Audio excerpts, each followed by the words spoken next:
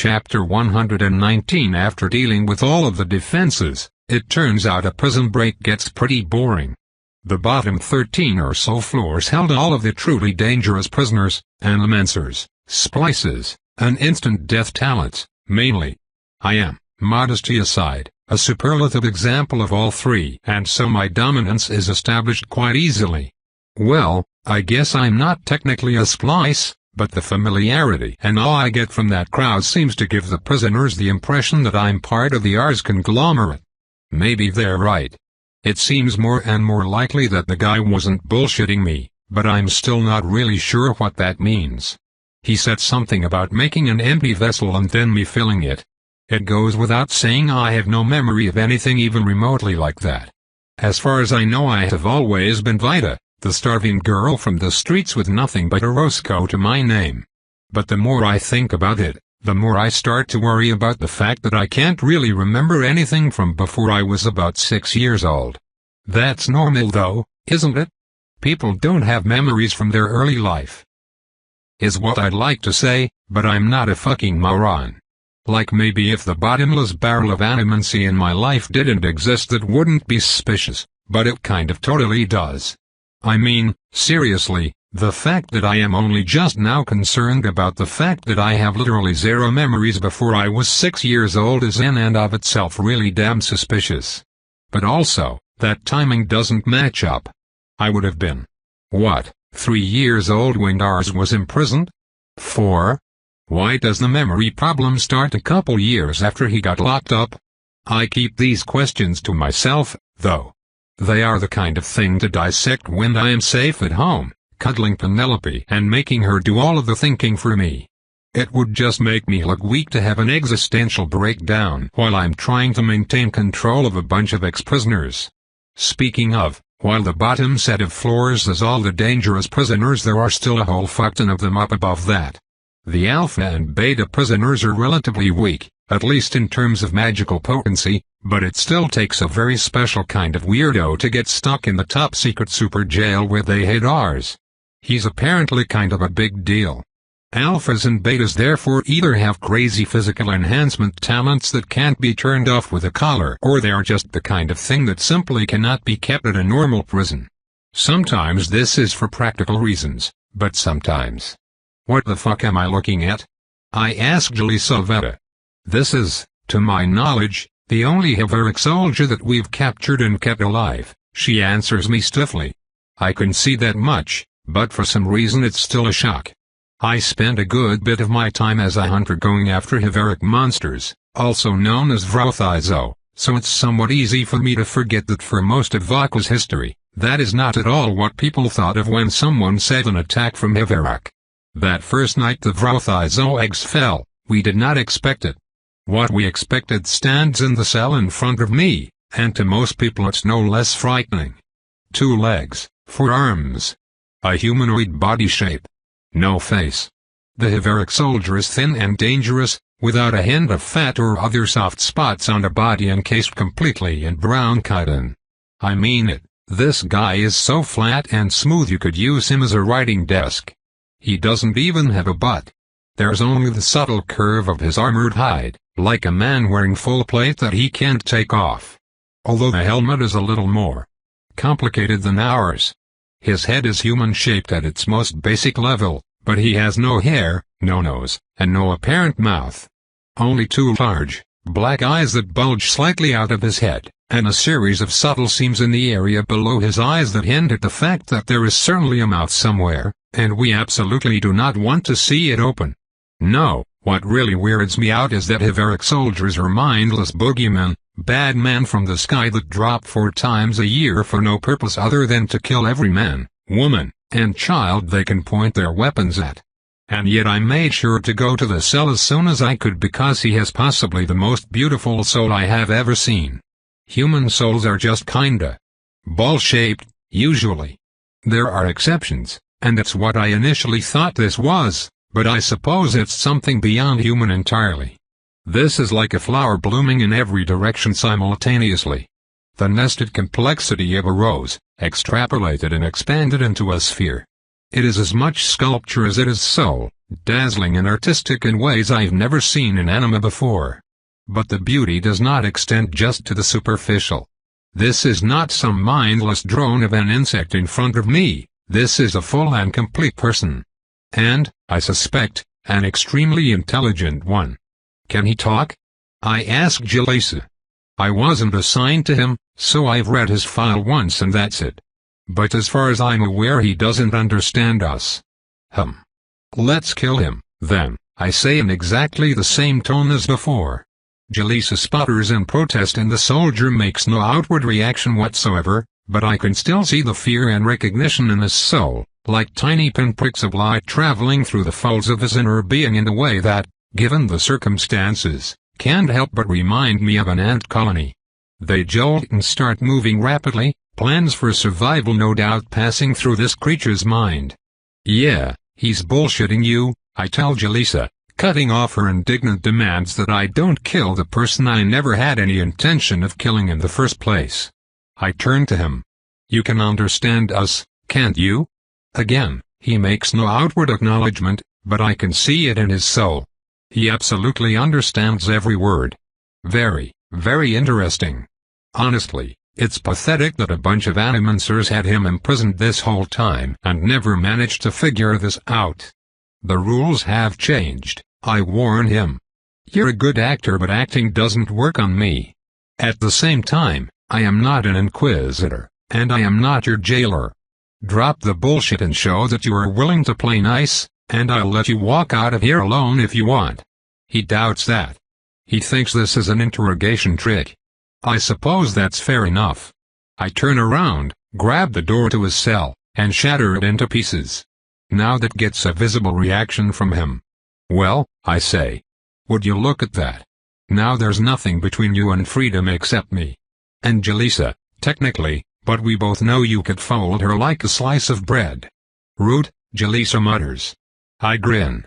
But not inaccurate being the unspoken rejoinder, and she just owns that. Damn, I just don't get it. I have never met anyone so comfortable with being weak as Jalisa Veta, and it's so refreshing every time.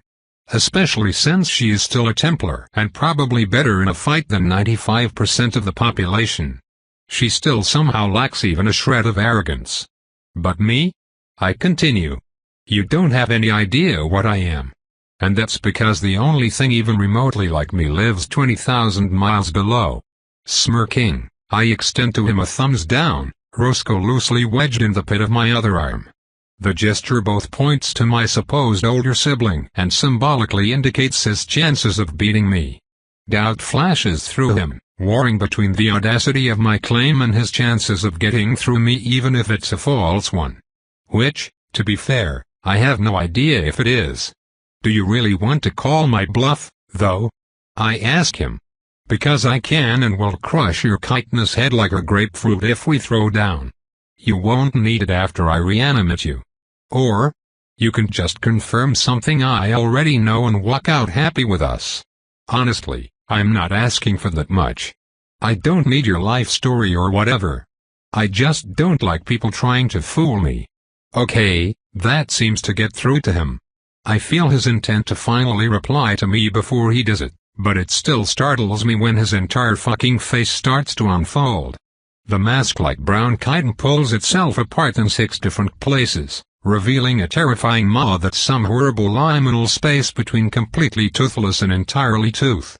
An overlapping, radial pattern of chitin lines the inside of the monster's throat, at first interlocked to show no opening but quickly expanding in every direction like a dilating eye. This creature does not chew, but the now unfolded mouthparts can certainly crush and stab while the throat itself can cleanly cut off chunks of meal to swallow. And then, as if just stretching, he folds all of that crazy bullshit back up into his face and talks without using any of it. The words just thrum out with no apparent motion on his part, like they are being expelled from his ass. I will not divulge any information that could potentially provide a military advantage to your people, he buzzes. Yeah, that's fine, I tell him bluntly. I didn't really expect you to. Do you have a name? He pauses for a moment. In your language my moniker would translate as to kill from above. Charming, I answer dryly, and leave the cell. With the door busted, my promise is fulfilled. He can follow me or leave at his leisure. Lynn, who has been waiting outside, gives me a quick side hug and then follows in step, opposite to Jaleesa. Well, I guess I shouldn't be surprised that you were letting the Hiveric soldier out if you had no compunctions about ours, Jaleesa grumbles, but shouldn't you at least remember that these guys are seriously bad news? Why did you just let him go? He's not hostile, I tell her, and I really like his soul. Is that just how you judge everybody? She asks. Oh, your soul tastes like raspberry jam. I forgive your crimes. I snort with amusement. I mean, kind of, yeah, I tell her. But think about it, I can literally see into a person's soul. It's the fundamental fabric of who they are. Why the fuck shouldn't I judge people by it? Jaleesa falls into the thoughtful silence she always tends to when she doesn't want to admit that I have a point. But that's okay, I can tell she's actually thinking about it, and that's more than I usually get around here. I have to ask, Jaleesa eventually says, changing the subject. What was it like raising this girl, Miss Lynn? My mom barks out a laugh. Well, I don't know if I really raised her, per se. Raising people is more Vita's thing. Ha ha. Necromancer joke. Ugh, I grumble, eliciting further cackles from the incorrigible woman. But in all seriousness, as much as I call her my daughter, you've kept her in prison longer than I've known her, Inquisitor. Vita here mostly raised herself. I stop working, the truth of those words hammering the back of my skull. Holy fucking shit, she's right. I've been in prison longer than I've lived with my own mother. I mean, sure, it was only 2 years, but, damn it. It's like everything important in my life, every single defining moment only happened in the short span of time between ripping a soul out of a man and my arrest. The rest of my entire existence was just an endless deluge of painful, wretched monotony, the struggle to survive so all-consuming that it became routine. Where did all my time go? Where did all my life go? My body trembles, threatening me with tears, but I square my jaw, squeeze my Roscoe, and start working again. No sense wasting water. I finally had that taste of happiness, those couple months of genuine bliss, and I will get them back. It's pointless to mourn. It's also a shitty use of my time. Due to the remote nature of this place, any Templar reinforcements are going to be days away, assuming they even got notice at all. Still, a couple days is a pretty short amount of time to put distance between myself and whatever absurd force would get mobilized to an emergency at the prison holding Ars Rainier. Again, he's apparently a really big deal. I have shit to do in less time than I'd like to do it. Still, Jaleesa must have noticed my reaction because the previous line of questioning quickly gets dropped, forcing her to initiate a not-so-smooth transition into a new one. Are you sure you can help, Melissa? She asks. I sigh, rolling my extra eye. I mean, I'm not going to be sure until I do it, but I have dealt with a lot of similar problems before, both with slimes and animivores. I'm pretty damn confident.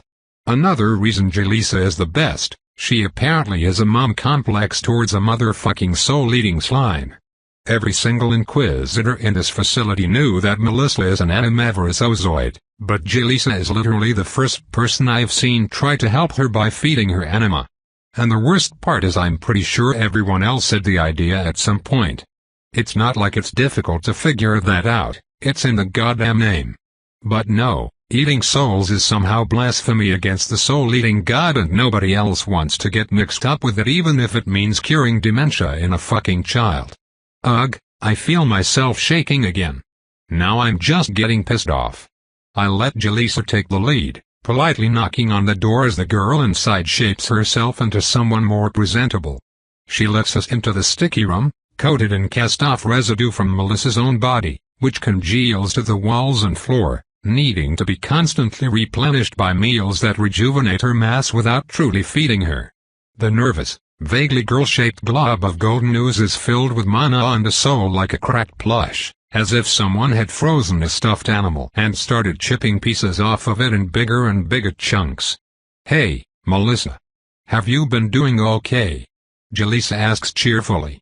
Melissa blinks. "You're not Paris," she says fearfully. "Who are you?" The anguish that grips Jalisa's heart spills over into me. What must it be like to have someone you care for not even remember? Wait. Oh shit, is that part of what I was picking up from Ultrix? "I'm Inquisitor Jalisa Veta," Jalisa explains carefully. "You've only seen me with my helmet on, but..." The goop girl twitches and jiggles as she tries to process that, struggling painfully against her own fracturing psyche. "Jealous. Jalisa Veta. Right. Yes. Yes, I remember. You're not supposed to take off your helmet. Rules have changed," I tell her. Melissa turns to look at me, though I'm fairly certain the action is entirely performative. It's not like she has eyes. Still, her ability to mimic body parts is actually kind of impressive. She can talk by using air pockets in her body as for lungs, even. It would be pretty cool if she could also see, but if she does, it's not with organs. I'm really sorry, I don't remember you." Ouch, this poor girl.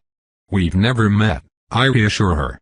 "I'm Vita, this is my mom Lynn, and I'm going to help make sure you don't forget things like that anymore. Can you hold still for me?" She's stunned for a moment, but then gives me a rapid, wobbly nod. Her whole physical structure is, well, interesting. I kind of have a passive mana sense these days, although it's pretty vague and doesn't let me see things like spell patterns. I can still tell that this girl is yellow because she is absolutely fucking full of Mistwatcher juice, though. Her ooze is kind of holding onto mana in the same way a soul does when channeling. Not exactly like that, but kind of. The Mistwatcher mana doesn't seem pissed off, although it is trying to escape. I think Penelope said something about that. High pressure and low pressure mana zones, or something. Experimentally, I poke a tentacle into her body, making sure it doesn't have any of my mana floating inside it, since that would no doubt react poorly. Nonetheless, I have to quickly yank it back out as an unexpected pain shoots through me. Shit, soul damage hurts so much more than physical damage. Well, damage. It hurt a lot, but it didn't really injure my tentacle at all. Still, I really should have expected that pain, considering that this creature eats souls, but oh well. Now I know. I pull out a soul shard and flick it inside of her, expecting to see it dissolve away and repair her right up. But it doesn't. The fully intact shard just starts making its way towards her soul as if it was about to fuse with it like one of my revenants. Which is, you know, really bad. Immediately, I plunge 3 tentacles into her and grab my shard back, resisting the urge to scream for the split second that takes. "Vita?" Jalisa prompts, worry dripping from her tone. "Do we know if Melissa died before or after becoming an Ozoid?" I ask her. Melissa twitches, her whole body shuddering as Jalisa sends me a scathing look. "I'm not trying to be rude, I actually need to know," I say flatly. "D die. I died. B but I..." Melissa looks at her own gooey hands, her whole body starting to come apart. "Before or after, Jalisa?" I press. "Before," Jalisa hisses. Her body was found at the scene, with far worse injuries than acid burns. A Vrothizo-like situation, maybe. Do animavorous ozoids normally consume their prey alive? Can they just not digest anima without a body to dissolve as well? No, wait, that doesn't make any sense. If you dissolve an undead body you will also dissolve the soul, but if you dissolve a living body the soul will be just fine. So that can't be it. I guess now that I think about it, ozoids in general are way too slow to normally eat anything with a soul the size of my shards, let alone an entire-ass person. They probably feed mainly on sleeping ground rodents and bugs too stupid to realize the slowly encroaching blob is dangerous enough to be worth avoiding. I break off a much smaller shard of my soul this time, something comparable in size to the cockroach souls Jalisa gave her a while ago. Sure enough, that starts dissolving much faster and is gone long before it can fuse with her. Their digestion system is magic resistable, I infer. What does that mean? Lynn asks. It means we need to keep her the fuck away from war zones and zombie hordes unless we want some kind of Ozoid white on our hands, I answer. Yelissa and Lynn start giving me matching "oh shit what have we gotten ourselves into" looks, which amuses me greatly. But also it means I know how to help her, I finish. Just give me a second. Melissa's soul, even as a child, was probably just too big for a much weaker Ozoid to overcome, so it didn't get eaten. It got fused. If that happens any time one of these things eats a soul too big for it, then, well, at the very least, Penelope is going to want to meet this girl. And in the best case, we might have immortality step 1. I therefore can't keep the excitement from creeping through my body as I crush and feed Melissa a hearty helping of soul dust. The look on her self-sculpted face as she takes in the largest and most nutritious meal she's had in a decade and a half is downright rapturous, and I watch with significant satisfaction as the blasphemous food starts working to patch up the cracks in her being almost immediately. It takes a depressingly large number of crushed shards to fix the worst of the damage, but the results speak for themselves. Literally, in this case, since the first thing Melissa does is babble excitedly. Oh, Jelisaveta, she announces joyfully. Jelisaveta, it's so much clearer, not flashes and pieces. I can think about you and it don't single quote get lost. Lynn ruffles the top of my head where a bit of fuzz is finally starting to grow back in after the Templars shaved my head. I'll admit, out of all the fucking things they did to me in the name of security, that one is somehow actually kind of legit. With long enough hair I can probably wrap my tentacles in it and do some serious damage to someone. Of course, I can also just pull their soul out and ignore the whole hair thing, but the Templars didn't know that. They figured the collar would stop a yank, whereas it clearly didn't stop me from just moving the tentacles around. I don't know why I end up thinking about that while Jelisa literally starts crying with relief, chatting with Melissa and just generally being overjoyed at how much better she seems to be feeling. I'm glad it worked, though it reminds me I have revenants at home that hopefully aren't suffering a similar fate to Melissa. If Vitamin has been like this for 2 years, I don't know what I'll do. Hopefully Penelope figured something out. The rest of the upper floors and the prisoners therein aren't very exciting compared to a Heveric soldier and an immortal good child. Only a few people rush off on their own to brave the forest by themselves, though, so I collect a pretty large following by the time we make it to the 4th floor from the top, where the cooking and cleaning staff have all locked themselves in a large storeroom to try and hide from us. Obviously that doesn't work out for them. They are complicit, after all. If not for these people, the Templars would never have been able to run this place. That means I have plans for them. Hey!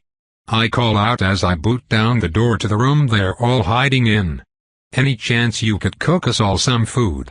20 minutes later, everyone in the prison has piled themselves into the mess hall, waiting for the cooks and servers to do their jobs at site for one last time. Well, technically they are barely doing half their jobs, as they normally cook food for a prison with substantially more living people in it. Between the Templars and the prisoners I deem too evil and crazy to live, barely a quarter of the former residents here, willing and otherwise, are still alive. The first floor looks like it was once a deadly kill zone, but Sky seems to have obliterated everyone there, leaving Mateo and Neda to defend the elevator for us. I gave them both a hug, but they declined to join us for a meal. Which makes sense, I guess, considering that they can't eat. They didn't seem hungry for soul stuff, either, so I guess they've been getting food somehow while I've been away. That's reassuring. All in all, I have just under 30 former prisoners, 18 serving staff, 4 Templar prisoners, and 8 Templar revenants including Manus and Ice Guy. The Templar prisoners include Jelisaveta and Victoria, obviously, but I found 2 more that actually fled and hid from the carnage after watching Sky rip a dozen of their comrades to shreds. On penalty of my mother's disappointment, I bound them in collars instead of killing them both. Later, perhaps. In the meantime, my interesting fellow ex-prisoners have been up to some fascinating things. Jeremiah in particular has been organizing some of the prisoners and the former staff to start constructing makeshift sleds outside the building on which he intends to load food and other supplies. So, he's pretty smart, and I'm glad to have him. I also really liked his answer when I asked who would be pulling sleds over miles of rough road. We are both necromancers, Vita. Is who really the right question? What a guy. I knew he smelled good. But enough of that nonsense. It's time to eat. The non-Templar staff of Site 4 are being pretty good sports about this whole takeover deal, all things considered. I basically just explained that I had no intention of hurting them or letting them get hurt, offered to let them tag along on the road so they aren't stuck here waiting for help to maybe arrive at the top-secret base no one is allowed to enter or leave, and asked for one more meal for the road. Are they absolutely terrified of us anyway? Oh yeah, definitely. But what am I supposed to do about that? They are making us a hearty stew, and right now that's pretty much the only thing I can think about. Most food tastes the same to me nowadays, but for the past year I have not at all been feeling properly full from prison rations, even with Jaleesa passing me larger and better portions in the last month or so. I'm just so goddamn hungry all the time. And the thought of massive pots of vegetables and shedclaw meat from which I can devour as much as I want has me vibrating with excitement.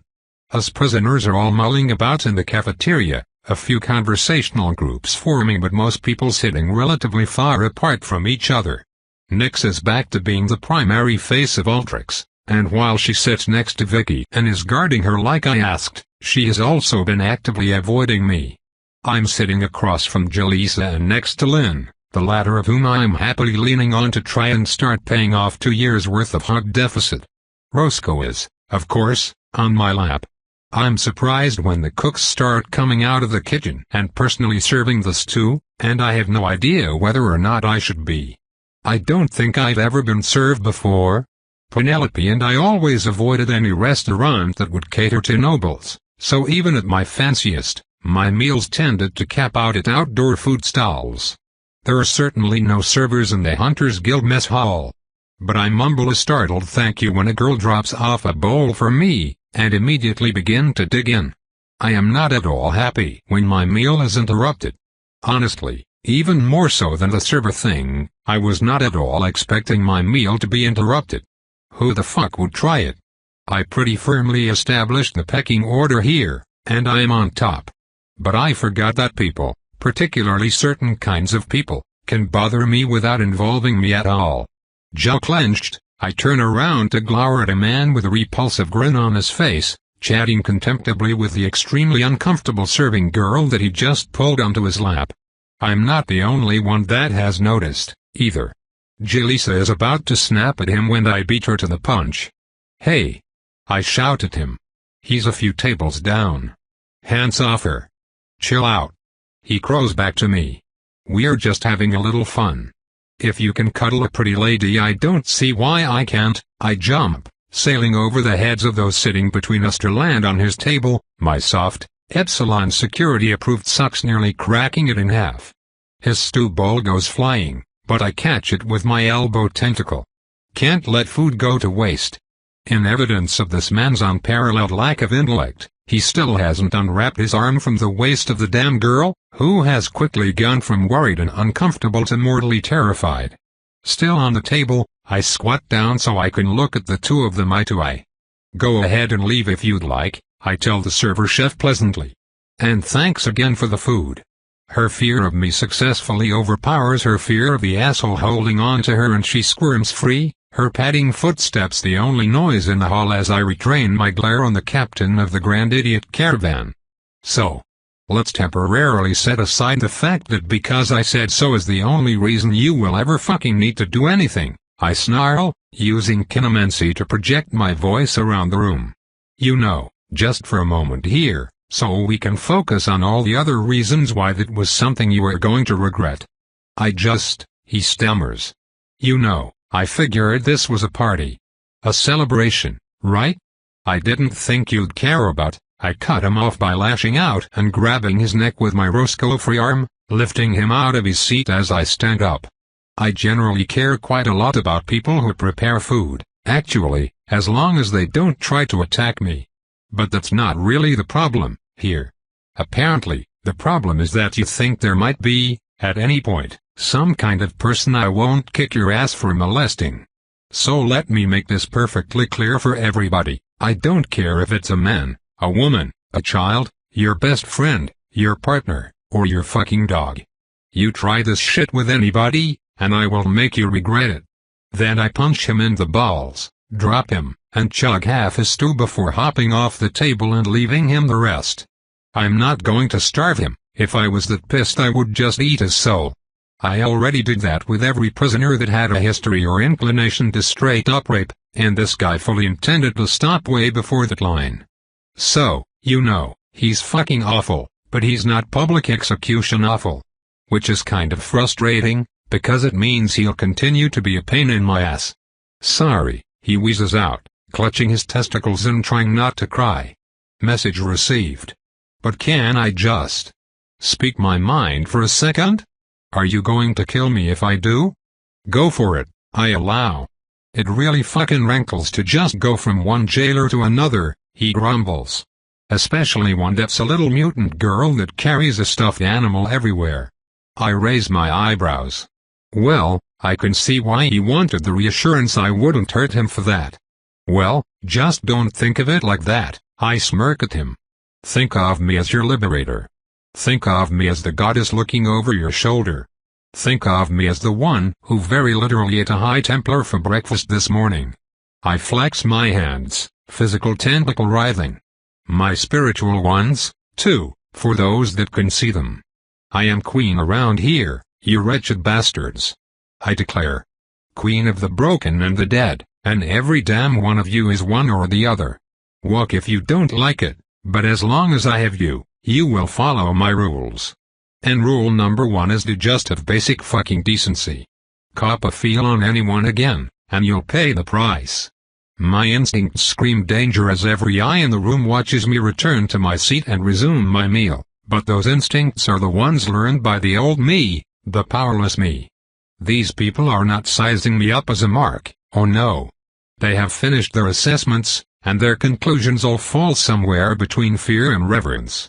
I feel a very strange concoction of emotions coming from both Jalisa and Lynn, so I glance up just to see a pair of equally odd facial expressions. Pride, worry, disappointment, respect. Man, they really have the works. What? I ask. Did you know that publicly declaring yourself a monarch is grounds for treason? Jalisa asks idly. I roll my eyes. Oh no, treason, I drawl. Now they'll send the Templars after me. Lynn busts out laughing, and I enjoy the rest of my meal. Chapter 120. Hey, Lark. A voice calls behind me. What you reading? I flinched only slightly before turning around to see the happily grinning Xavier, who is thankfully not accompanied by Bentley today. The two of them seem to be together a lot, which I suppose might just be normal for roommates. Not that I'd know, as my situation is anything but. I like Xavier, all things considered. He's polite and always seems happy to see me, which is a rare but welcome experience. Oh, it's a copy of the Vulcan legal code pertaining to business law, I tell him. Wow, that's some pretty dense reading. He answers, chuckling. You doing okay there? It's interesting, actually, I say. I like how the language is all very exact and clear, and usually gives guidelines when discussing areas explicitly about issues of interpretation. It's very easy to understand. Xavier tilts his head in surprise, leaning over the back of the couch where I'm sitting. I thought you were just starting to learn how to read like, 10 days ago, he says, surprised. Well, yeah, I admit. I have a few questions, actually, if that's okay. What's this word? I flip exactly 13 pages back, hold the legal tome up, and point at the word I couldn't parse. That's machinery, Xavier says slowly. I scowl underneath my helmet, trying to resist the urge to flick an ear in annoyance. Well, why is it spelled like that, then? Reading is weird. Thank you. Yeah, no problem, Lark. The voice calls out, And this one I don't just flinch at but straight up leap off the common room couch, landing with my whole body tense for a fight. I can't take it anymore, I'm just going to fucking say it. Gina roars at me. Take a watch your damn bath. The freckled and furious face of my roommate storms in, causing a lump of stress to start forming in my chest. I haven't had the courage to take Lady Vesuvius' advice and admit what I am to anyone, nor have I taken her advice to establish dominance. So things with Gina have been pretty much the same. Which is to say bad. I've been polite about it until now, but this is getting ridiculous. Your fucking stink has been getting worse and worse all 10 day. I'm not sure polite is how I would describe Gina under any circumstances, but I decline to say anything. I can't go to the public baths, I remind her instead. I'm sorry. I start walking out of the common room, towards the entrance to the dorms. Someone I recognize is approaching, and I have a sinking suspicion it's about me. Lark, your acrid fumes are filling our entire room, Gina presses, following me with the other trainees. The smell haunts my dreams. I will literally never be able to forget this. I stop. Sighing, I turn to face her. I'm sorry, I repeat, trying to keep the irritation out of my voice. I will ask my biomancer if there is any way I can take a sponge bath in one of her private rooms or something, but otherwise I'm not allowed to take my armor off. Lark, that's such fucking bullshit and you know it. Gina snaps. I suppress a groan and turn around to continue walking. You are shitting me or you are shitting yourself about this. There is no fucking way you were ordered to never bathe. Well, I was. I grumble back, a bit more forcefully than I intended. I don't make the rules, I just follow them. I'm sorry. Honestly. But it's not my call, so if we can please just go back to ignoring the way each other smells, I would greatly appreciate it. That's hardly fucking fair, Gina complains. Considering that I bathe, so I don't smell like shit. Nope, I sigh quietly, swallowing a slight buildup of saliva. You smell fantastic, actually. Then it's not the same damn thing, is it? Gina snaps. Lark, are you sure you have this right? Who ordered you not to take your damn armor off, anyway? Well, isn't that a good transition? I did, Guldra the Annihilator answers smugly as I round the corner to meet her. Is that a problem, trainee? Immediately, Gina halts in place, surprise and terror pushing her body into snapping a crisp salute. Oh ma'am. No problems, High Templar, ma'am. You sure? Guldra asks. Because you're right, she really does smell like a cat starved to death in my toilet. Gina blinks, a dumbfounded expression on her face as I appreciate that my helmet hides the same. If you ordered it, ma'am, then. Gina stutters. So close. Guldra says. So very close. But it's just if you ordered it, ma'am. No then, because the it will be done is implied. Templars, trainee, are an organization with a lot of moving parts. Sometimes, we will receive orders we don't like, and sometimes you are just going to have to shut up and trust that the church knows its business. I assume you can do that, trainee. Yes ma'am. Gina answers primly. Great to hear, Guldra answers. But in this case you're still right. Lark, I was just here to have a talk but fuck that, I'm getting you a bath. I ask, but the only response I get is Guldra grabbing me by the arm and dragging me out of the barracks. I could probably just not let her yank me wherever she wants, even given how light I am for my size, but I feel like your superior officer grabbing and forcing you to move a certain direction sort of technically counts as an order. It's a weird feeling, and when combined with the incredible power I smell from the High Templar it makes my body think it's currently in a fight to the death. I just have to go with the flow, focusing on staying calm while carefully not flexing any of my extraneous body parts. Watcher below, how did you even get this rank? Guldra complains, pulling me down the street. The fuck has Vesuvius been feeding you? Mice, ma'am, I tell her. Wow, that'd do it. Mice sound gassy. I don't actually flatulate, I clarify. She moves her head in a manner that indicates she's rolling her eyes. Damn, okay princess. If anything, that makes it even more impressive that you smell this bad. Sorry, I mutter.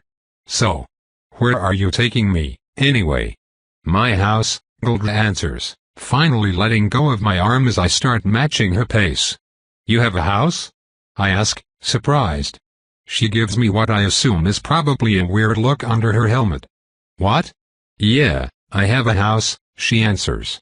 Of course I have a house. You realize most people have houses, right? I look away sheepishly. I mean, no? How should I know?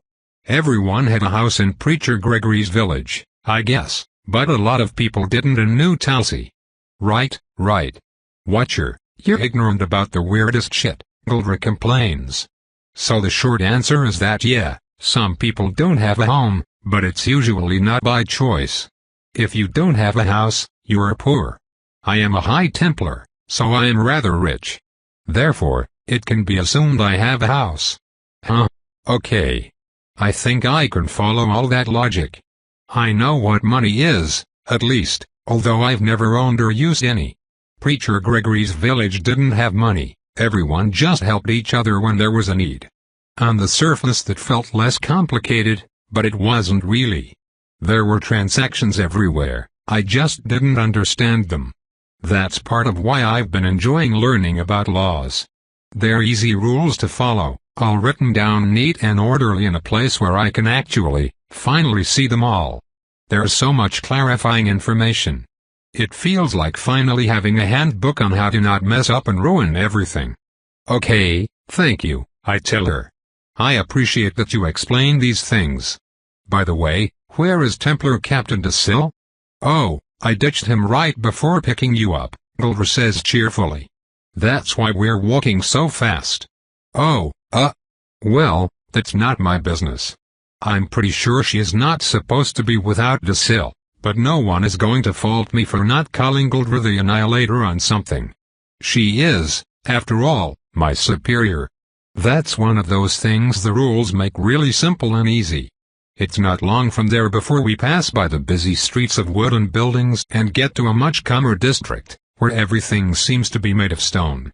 I've taken to the habit of ignoring as much as I can whenever I walk the streets of Skyhope. There's nothing quite like hearing part of a furious argument and always wondering if I could have helped diffuse it, or seeing the slightest facial bruise on a cheek and being haunted about that person's situation at home.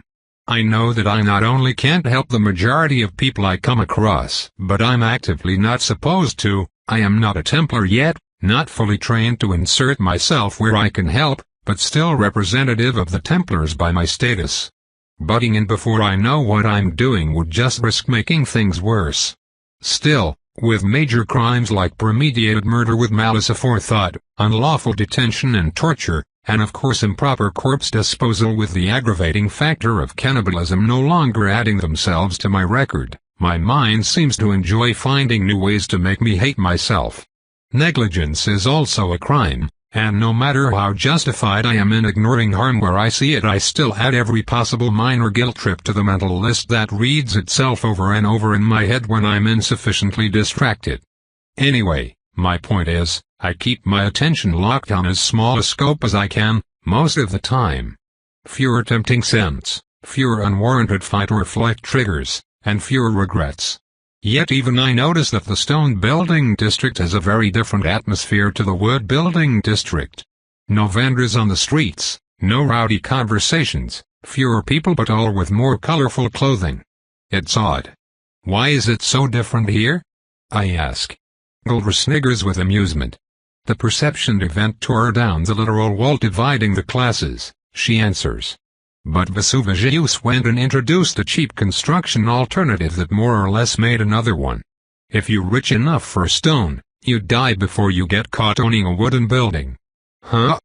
Now I'm even more confused. That's got to be a metaphor, right? I ask. I can't think of any way monetary quantity could kill you if you use the wrong construction material. Unless rich people I don't know, put all their coins in a big room and the wood will break and spill it on them, or something. Guldra stares at me for an uncomfortably long moment. Actually, she says seriously, you've got it spot on. That's the exact reason. Wait, seriously? I exclaim. How the? That doesn't make any sense. I was being purposely hyperbolic.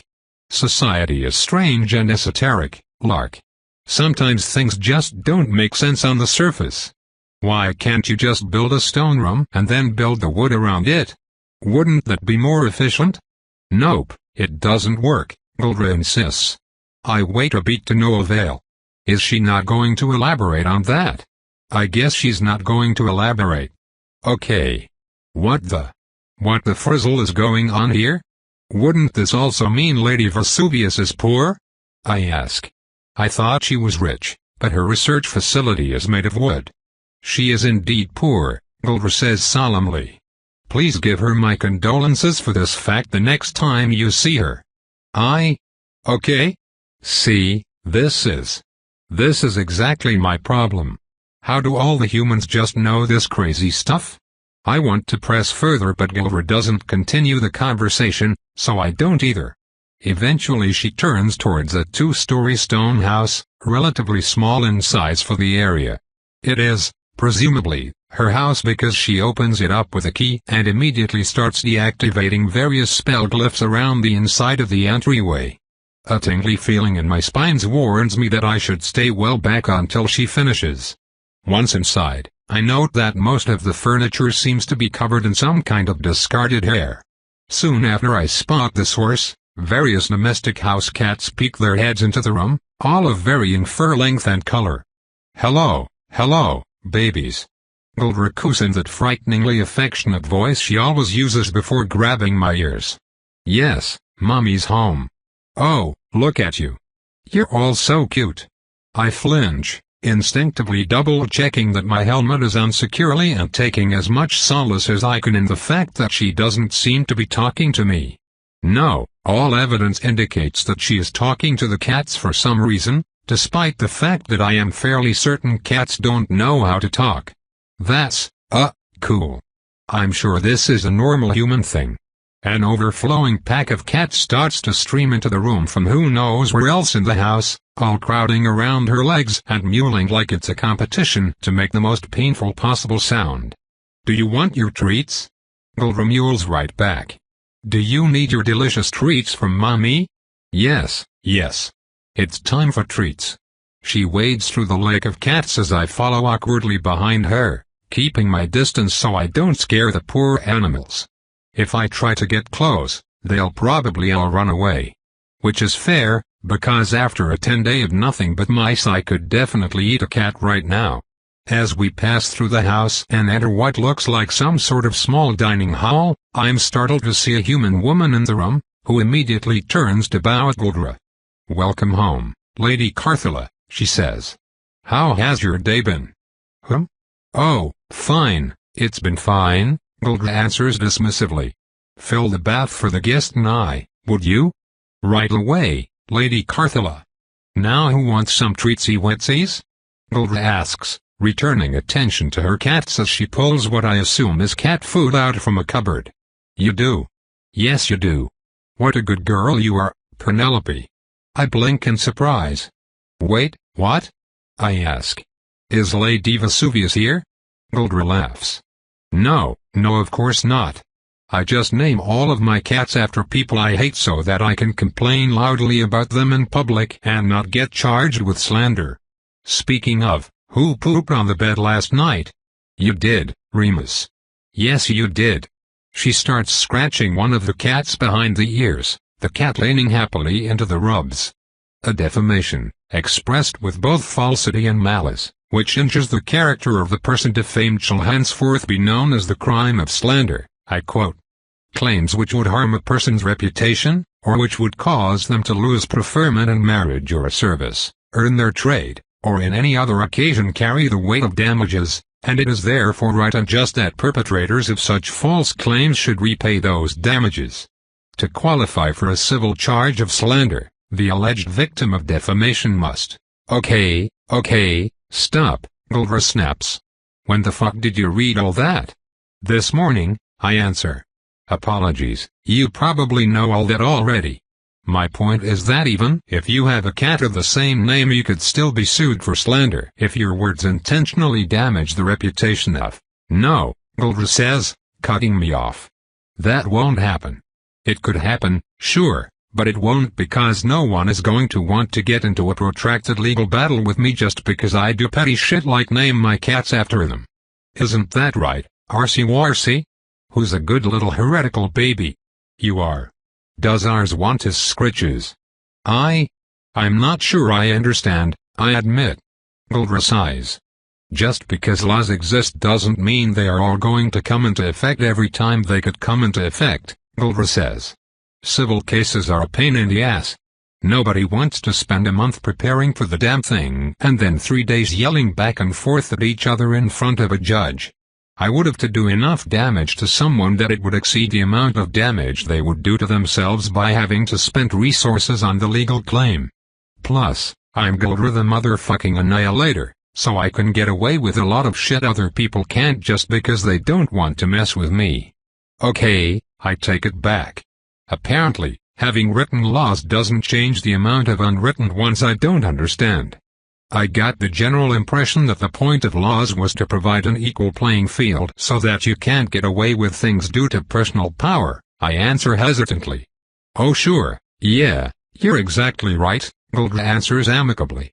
So then why? The laws just don't work very well, honey, Vigor answers with apparent solemnity. I frown. I admit I only just started learning about them, but they seem like they should work. They're certainly much more thoughtfully written than most explanations I get about what is and isn't okay to do. Look, Lark, if it makes you feel any better, I doubt anything I say about my fucking cats is going to count for slander, Vigor sighs.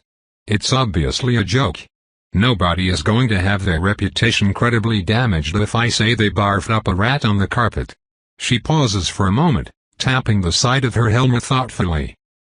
Except Vesuvius, I guess. She might actually do stuff like that. But then it's not slander because it's true. I open my mouth to respond, but the woman from before re-enters the room and bows again, telling Vigor that the bath is ready.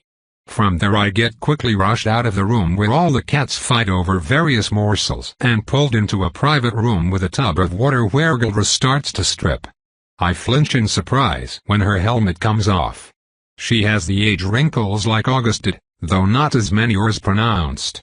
She has no hair, either. Instead, the entire top of her head, around behind her ears, and down the back of her neck is all replaced by a shiny, worked plate of metal engraved with intricately detailed magical patterns. The rest of her body is a maze of inflammations, skin bending between red and ashy all round her top frame. She's toned and muscular, but her body still has the hints of that fragility I've come to associate with age. Age which I now know means a person is, slowly but surely, dying. I put the thought out of my mind for now, removing my armor as well. The moment my helmet is off I give in to the painful urge to stretch and flick my sore ears, and the need to move the many trapped parts of my body only increases from there. I speed through the motions of undoing the bindings on my armor, carefully disassembling everything exactly the way I'm supposed to as I time myself in an attempt to do it faster than I ever have before. It's certainly not something I get much practice at, so I, unfortunately, fail to beat my record. Still, as much as I hate my body, it feels so good to be free from those bindings. I roll my second set of shoulders, splay my toes, and extend the spines on my back as I let out a delighted hum. Everything is so coiled and stiff. I want to run around.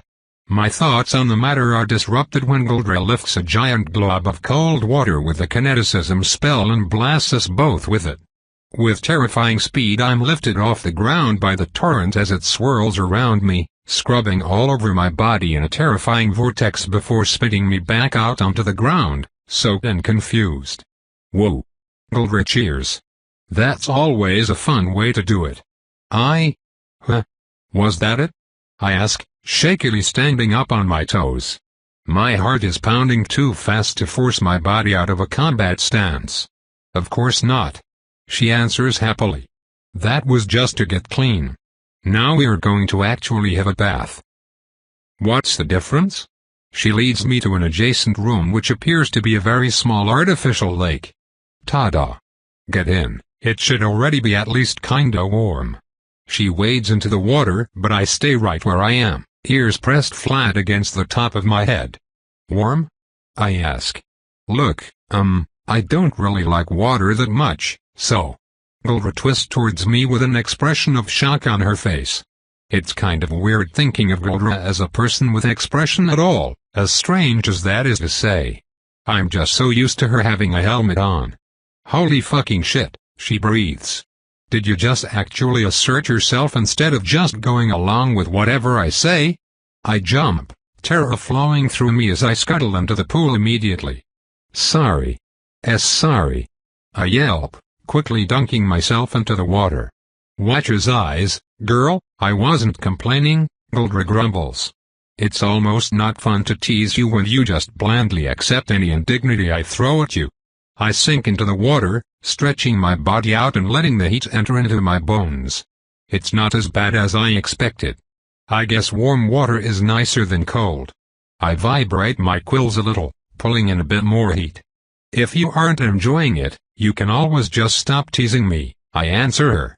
Meh, half points, she quips back. It's not really asserting yourself if you just passive-aggressively phrase it as a favor to me. Besides, I said almost. Now quit sucking all the heat out of the tub, damn it. I flinch, immediately halting and retracting my quills. Sorry, I say automatically. And that's 0 points, Guldra sighs, shaking her head. Kid, once again, I am Guldra the fucking Annihilator. Who between us do you think has more control over the temperature of this pool?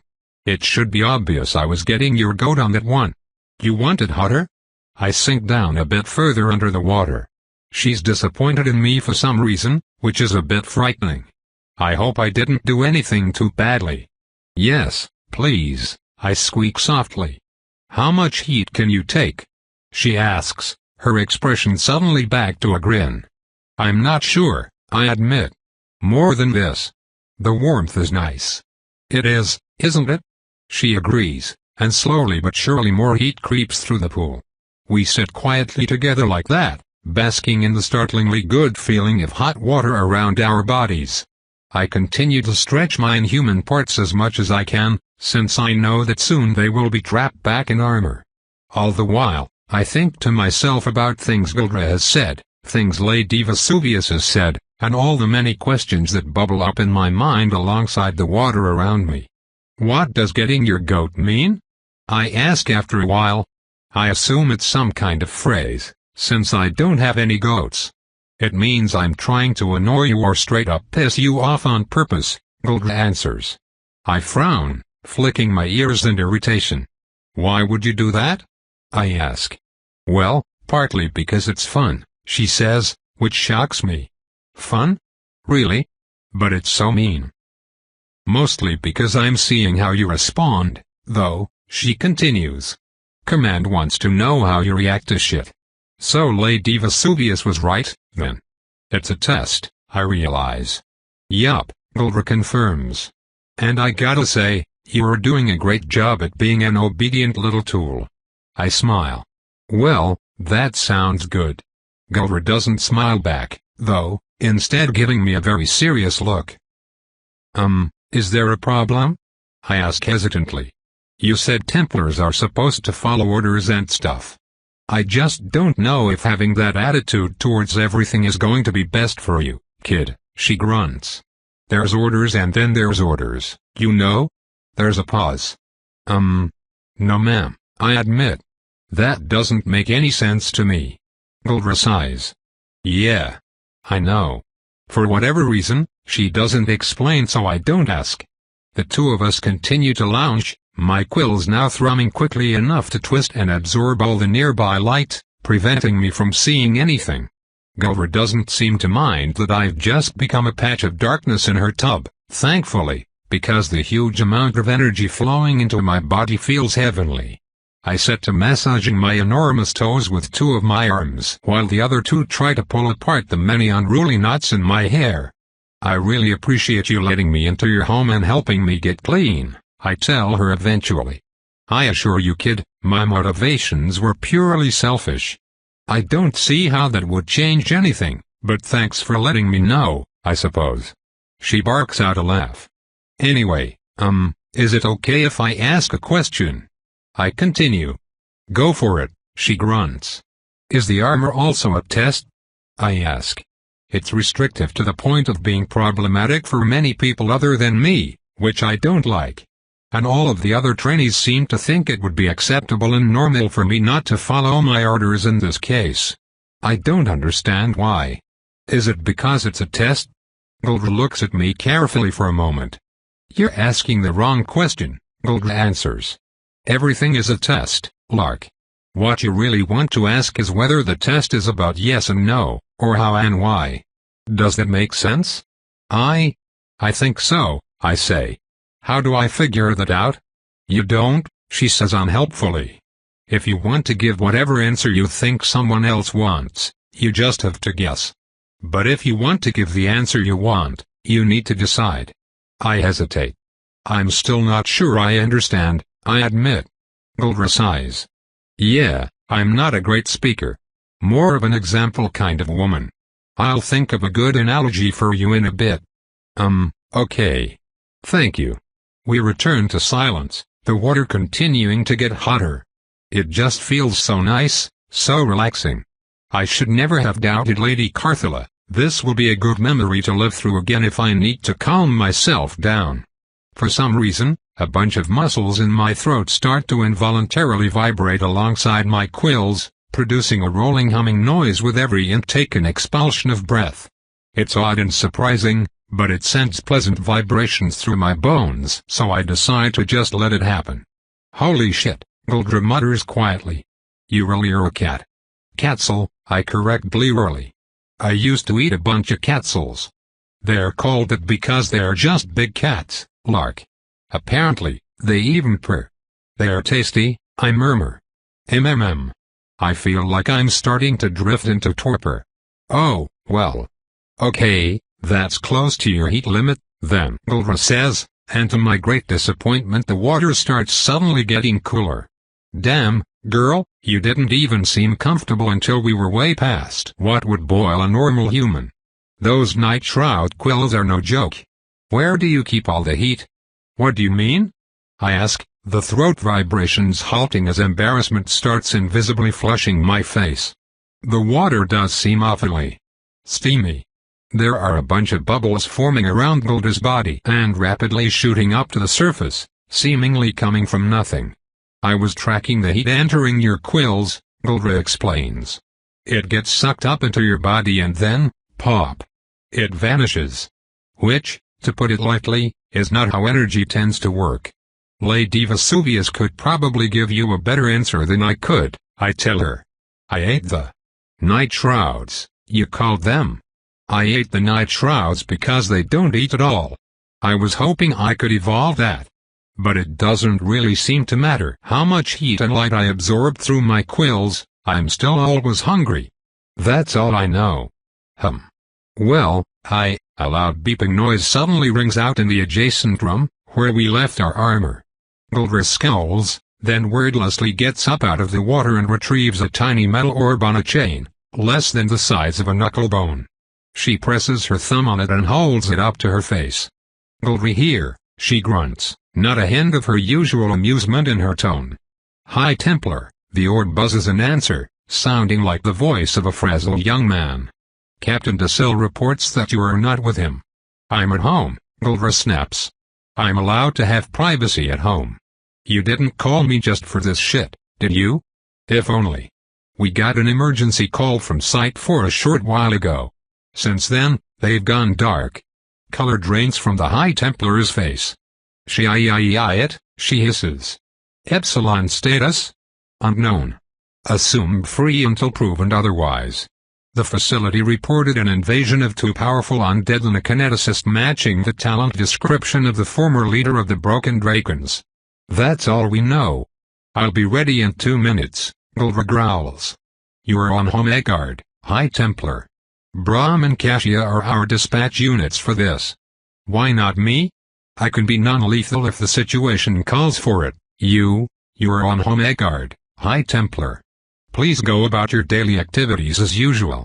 Just remain on high alert in case the situation escalates. We will direct Captain Basil to meet you at your residence. That is all. Understood, Guldra snarls, and the spell ends. Well, get the fuck up, Lark. Bath time is over. I nod, and with only the smallest amount of regret extract myself from the warm pool. What was that? I ask. Absolutely nothing, Guldra insists. You were not part of that conversation. You were not here when I had that conversation. You will repeat absolutely no part of that conversation to anyone under any circumstances, ever. Partially because, as I have mentioned, you didn't hear it. Am I crystal fucking clear? Instinctively, my ears go flat against my head, my body stiffening as my breathing becomes as shallow and quiet as possible. That tone of voice. Something deep inside me knows to be frightened of it. Yes ma'am, I confirm quietly. Good, Guldra says firmly. Let's get dressed. I follow her back into the room where we rinsed off and left our things, and I'm vaguely pleased to find that someone apparently scrubbed out and washed the inside of my armor while I was in the bath. It's a little difficult to be overly excited about it, however, since I'm still reeling with the fact that I have just been ordered to lie. And that's weird. August told me in no uncertain terms that lying is wrong. Well, hopefully no one will ask. It's not as though a weird conversation like that is likely to come up later. When Guldra and I are fully armored once more and my inhuman parts are fully hidden, we wait outside her house for Basil to show up. It doesn't take long for him to do exactly that, primly standing with his arms clasped behind his back as he stares at the both of us. You know, High Templar, it is somewhat irregular for a trainee to be invited home alone with her sponsoring Templar, he says slowly. Holy shit, Basil, we didn't fuck, Guldra growls testily. I'm straight and she is too. The girl just needed a place to stretch away from the public eye. It was not my belief that you did, Basil answers calmly. But part of my job is to manage anything that might damage the integrity of your public image. Frequently, the default assumption when one engages in actions that have significant capacity for abuse is that they are abused. Sorry, how would that even work? I ask. That word means sex in this context, right? I understand how that works biologically, but the High Templar and I are both female. Basil, after a brief and pregnant pause, turns to stare pointedly in Guldra's direction.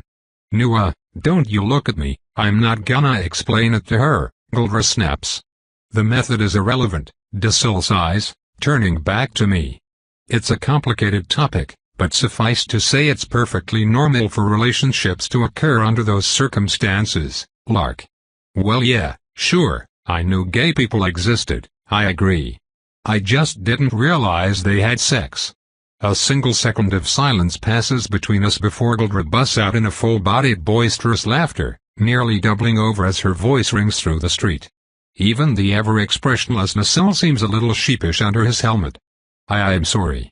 I say defensively. I didn't know. How was I supposed to know? I don't know anything unless someone explains it to me. It's fine, Lark, Basil says, barely audible over Guldra's wheezing. Now you know. Shall we return to the barracks? Please, I whine. A ton of people are staring. The three of us start the return trip to the barracks, Guldra's hooting laughter following us as I silently endure my face's furious blushing.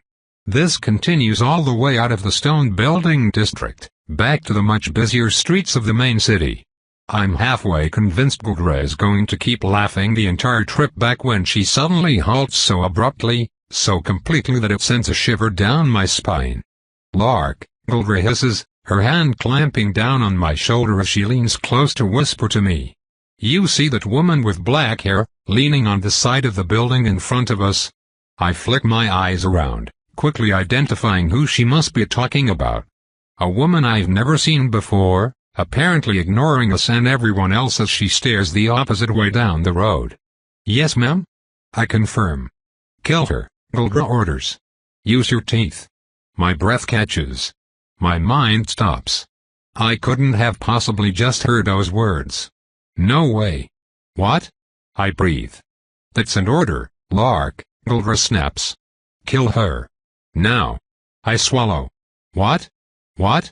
What is happening? This is. I can't. Lark. Guldra presses. I refuse. I shout back.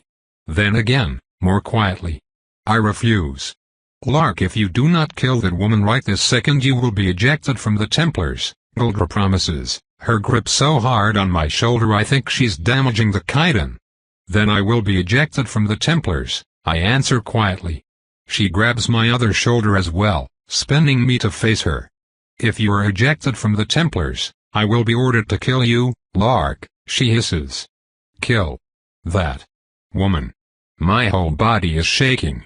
My mind is on fire. I don't understand what's happening, but this is it, isn't it? It's over.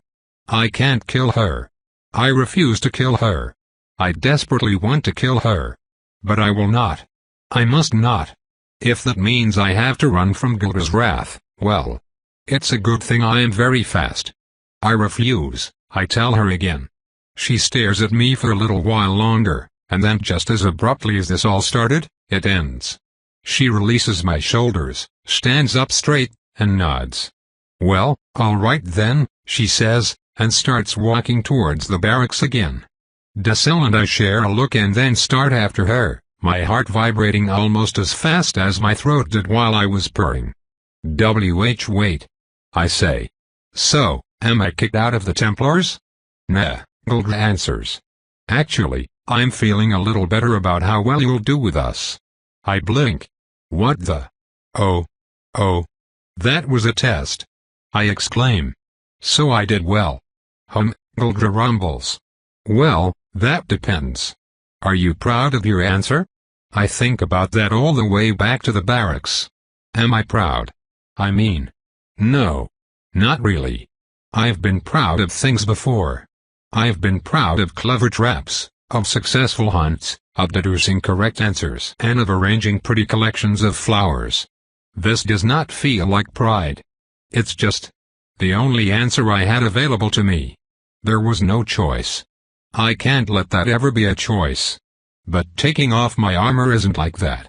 It's a different kind of tempting, one that I don't think will get anyone hurt. It's just something I want, and something that people I know want. That's it. So maybe. It's the other kind of test. Sitting alone in my room, I torpor until Gina enters, locking the door behind her. Well, look who it is, Gina drawls. Thank the Watcher for Guldra the Annihilator, valiant defender of Skyhope and also my nose. I'll tell her you said so, I say. I think she'd like to hear that. Gina flinches. Shit, please don't, she mumbles. I tilt my head in confusion. Okay? I won't then. So, are you ready to see under my helmet? Gina, midway through the process of splaying herself out on her bed, stops moving for a split second before pulling herself back into a sitting position. You finally got permission? She asks suspiciously. No, I didn't, I say. Want to see anyway? I mean, yeah, I've been saying that since we met. I nod, carefully undoing the straps on my helmet and pulling it free, shaking my poofy bundle of hair as my ears flick upright. I watch, almost in slow motion, as my former hunter roommate's eyes go wide, her pupils dilating in terror as her jaw falls open, utterly silent as adrenaline briefly restricts her instinct to breathe. Her body is still, and I wait for her to decide whether to attack, scream, or flee. She does none of these things. No, she says just a few words, and they make me want to run away instead. Holy fucking shit, she breathes. You're Fulvia's Lark. Chapter 121. My roommate and I each stare at each other in horror, for vastly different reasons.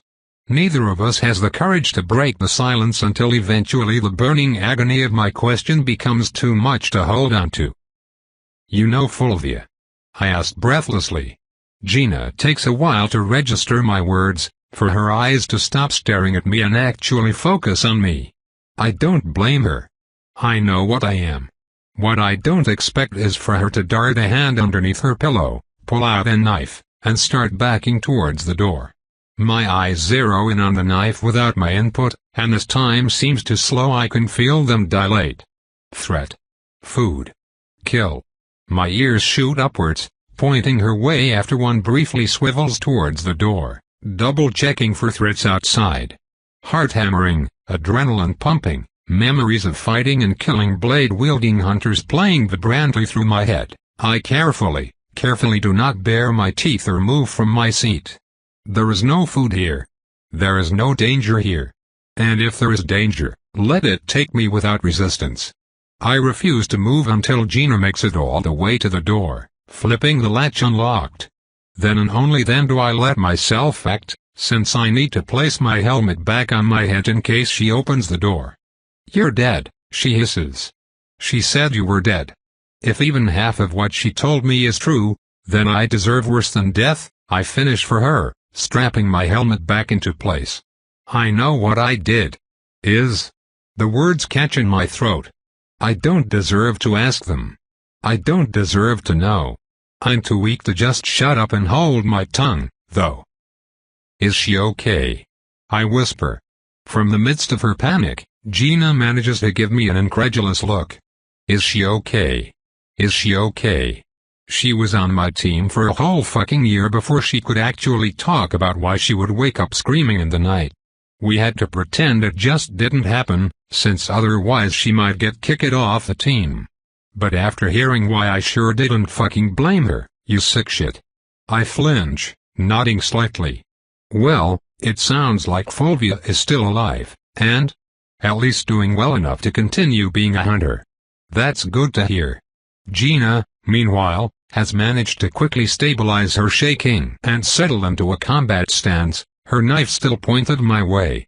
If I had any food handy, I would offer to let her stab me if that will make her feel better, but as is, it would be too dangerous to let myself get injured. I might hurt her instinctively if I start bleeding enough. "Please put that away," I ask her. "I won't hurt you, and I can't let you hurt me." "Oh, fuck you," Gina hisses. "You act like you're so damn invincible. You've got no room to jump around in this tiny-ass dorm though, do you? A knife is pretty damn scary here, isn't it?" "Scary?" Gina is slow. Everyone here is slow. A single slash of claws to her knife-holding wrist and she has nothing. The door opens inwards. Backed up against it like she is, she won't be able to escape the teeth that follow. Even if she somehow stabs me, it won't matter.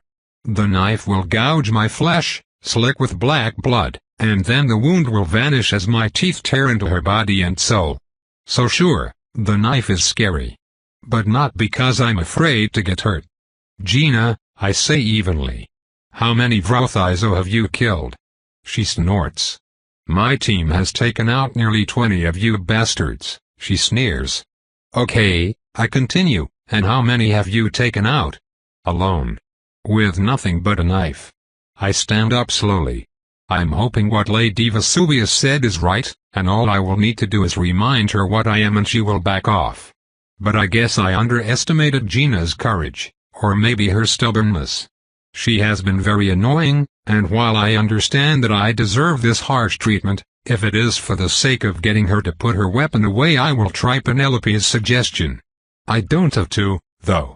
The moment I start to stand up, Gina grabs the door handle, yanks the door open, and sprints out of our dorm like she's on fire. I take a deep breath, close and lock our room back up, and remove my helmet, remaining inside. Then I curl up on my bed and start to cry. I'm stupid. I'm so stupid. Why did I think this would be a good idea? Of course it's just going to make everything worse. Of course it's just going to make everyone hate me more. I deserve it, I know I deserve it, but it doesn't make the terror or the hate any easier to swallow. I don't remember, the loud one whispers, its voice odd. What? Fulvia. The beautiful one turns its head to look at its companion. What don't you remember? Their names. Mimea moans.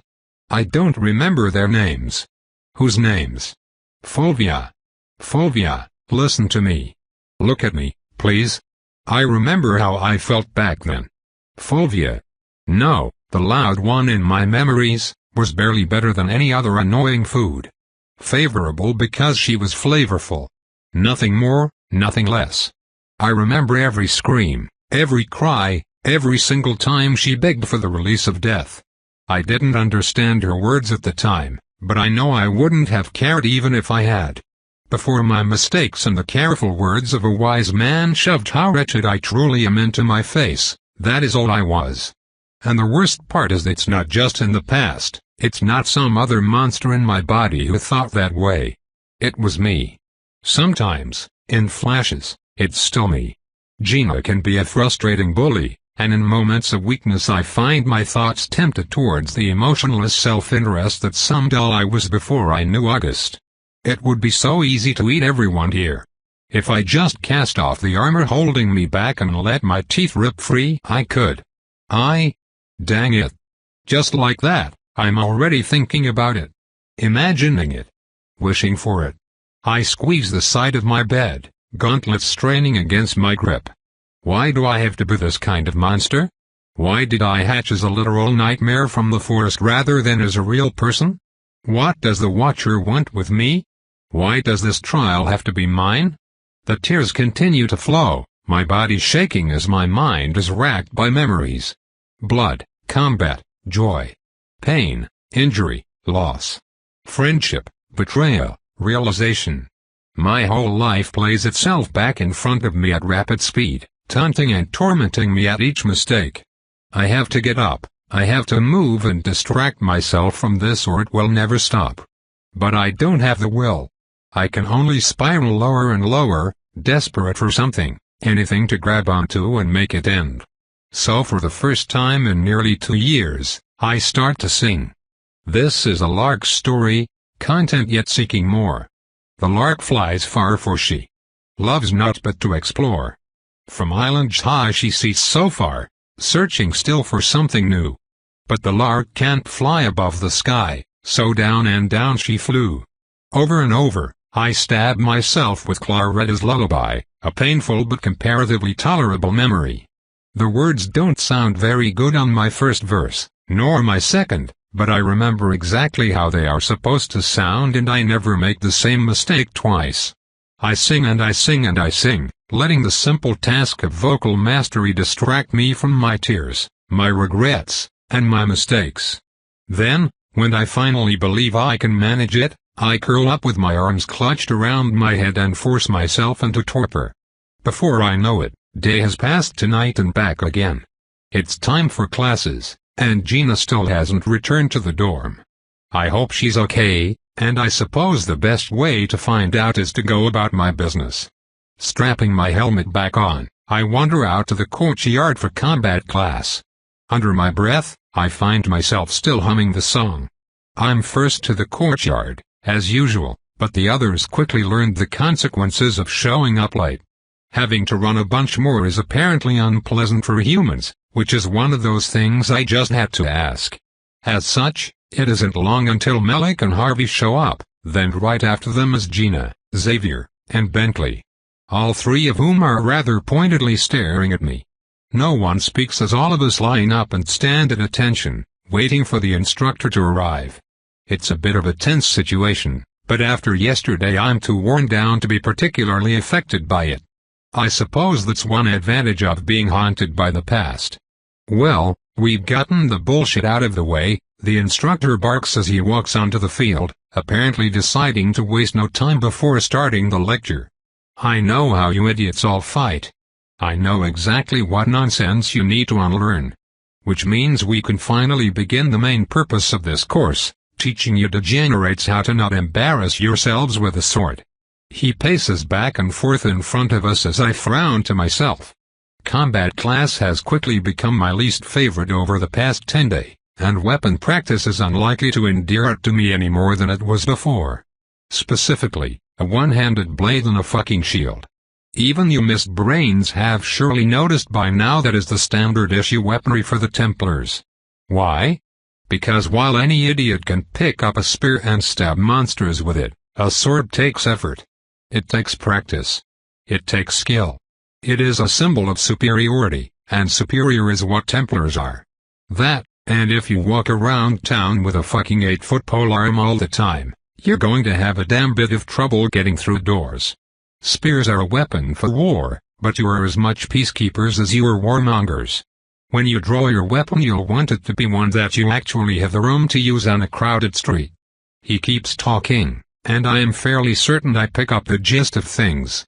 I've seen and fought people that use sword and shield, although most of them are slightly different from the Templar standard. Nora used a shield almost as large as she was when we fought, which made it relatively easy to get into her blind spot. That was a deceptively double-edged advantage, however, because it turned out to be less of a boon that I could blind her and more of an issue that I had to blind her if I wanted any hope of getting at her more vulnerable allies.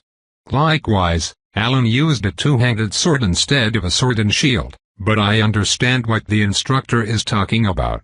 Eventually, the instructor hands out practice blades and we spend the next 2 hours practicing drills, which is another one of those things that's helpful to humans but mostly a waste of time to me. After confirming with the instructor that I'm doing the drills correctly, it doesn't take much time before I can speed them up close to the limit of what I'm comfortable with, in either hand. Harvey and Gina seem to be fairly comfortable with the practice swords, but most of the others are still struggling to get the drills right at all, let alone get them up to my speed. I wonder if maybe the Watcher gave me a body and mind that learn quickly because he doesn't intend for me to be in this world very long. That would be nice. After class, I try to immediately move towards our next class, but I'm intercepted by Xavier and Bentley. Which isn't really unexpected, I suppose. They have both removed their helmets, since for other people it's not required to wear the Templar armor outside of combat practice. Bentley seems confused, a bit hesitant. Xavier smells worried. Hey there, Lark, Xavier says, scratching the back of his head. So, funny story. Gina sort of insisted on sleeping in our room last night. Sorry about that, I answer blandly. That's my fault. Everyone else continues to the next class, Gina included, leaving the three of us in relative privacy. It's not your fault, Lark, Xavier insists. But is it okay if we ask what happened? Isn't it weird to claim it's not my fault if you don't know what happened? I mumble. Gina seemed really scared, Bentley murmurs. Is she okay? I suspect so, I say. Other than the fact that she's scared, I mean. And she's scared because... Xavier prompts. Because I decided to show her what was underneath my helmet, I explain. Xavier and Bentley share a look for a brief moment before turning back to me. You know, Lark. Xavier begins hesitantly. We're all Templar trainees here. We aren't.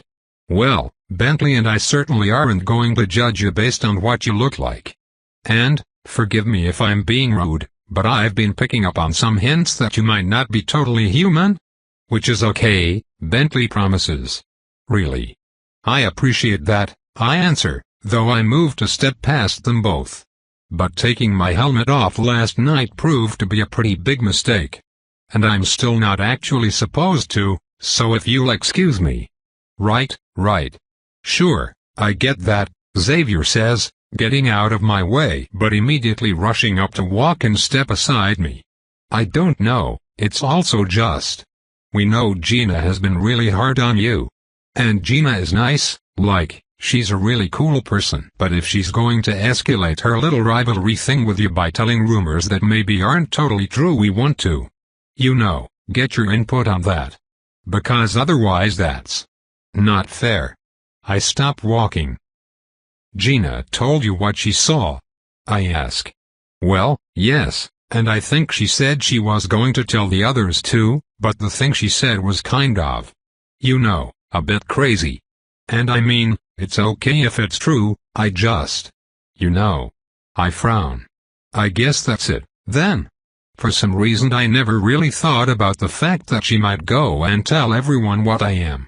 That's kind of frustrating. But it's also kind of relieving. The secret is out, now. Open and free, where it belongs. Surely I won't get in any more trouble than I'm already in for now, right? Slowly, part of me panicking, but most of me just too done to care about the consequences. I start undoing the clasps on my helmet. "I owe you an apology, Bentley," I say. "I pretended I didn't know you back when we introduced ourselves. That was wrong of me." His eyes are already starting to go wide with recognition before I pull the helmet off, but once I do, shaking out my eternally poofy helmet hair, his jaw just about hits the floor. "I, also owe you an apology for biting out the back of your knee," I add hastily. "And the claw wounds." "Sorry."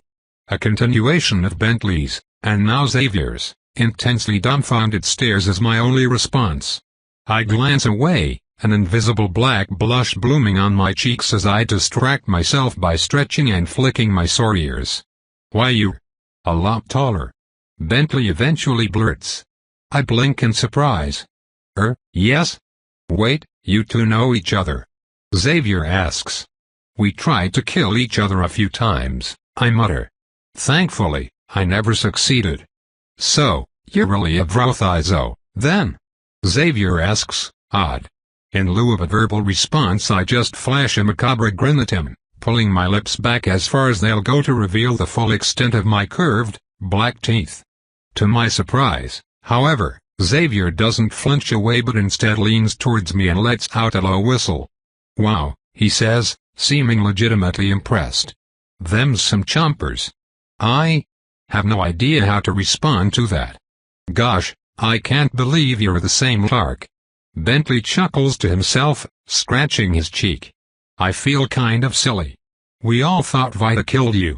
"You're both weirdly calm about this," I say. "Bentley, you saw what I did to people. You know what I am."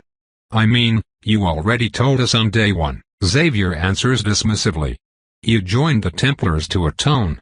So, good for you."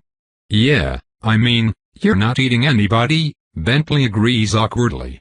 "And I forgive you for eating me that one time. Really.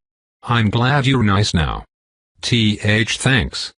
"Does Bentley taste good?" Xavier stage whispers, sidling up next to me. I flinch, completely unprepared for that. What?" I sputter. "I mean, all humans taste good, I guess?" Xavier mutters thoughtfully. "That's kind of a weird answer."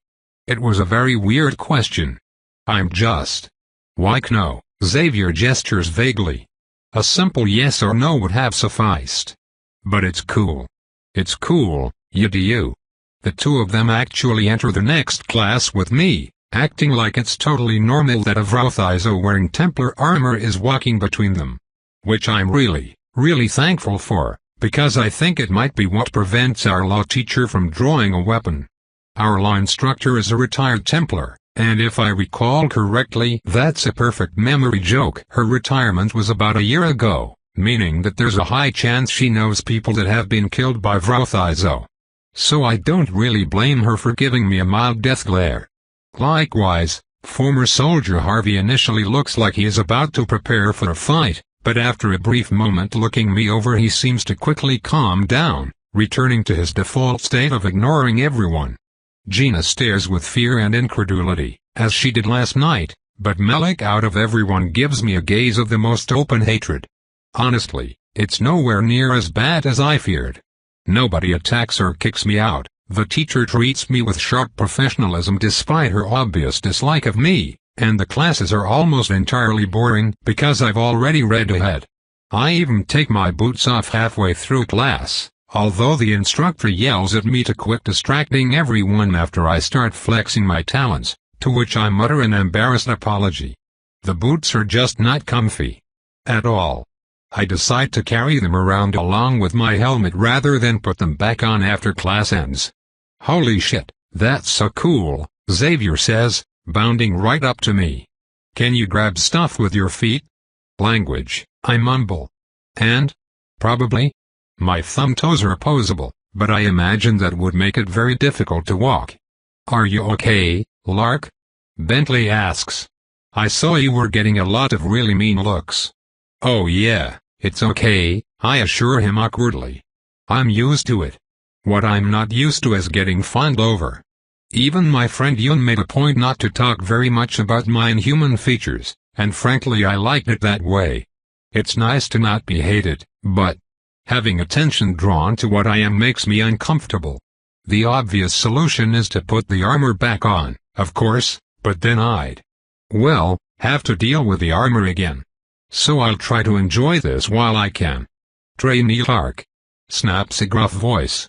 I turn and immediately stand to attention as I spot the Templar captain who barked at me.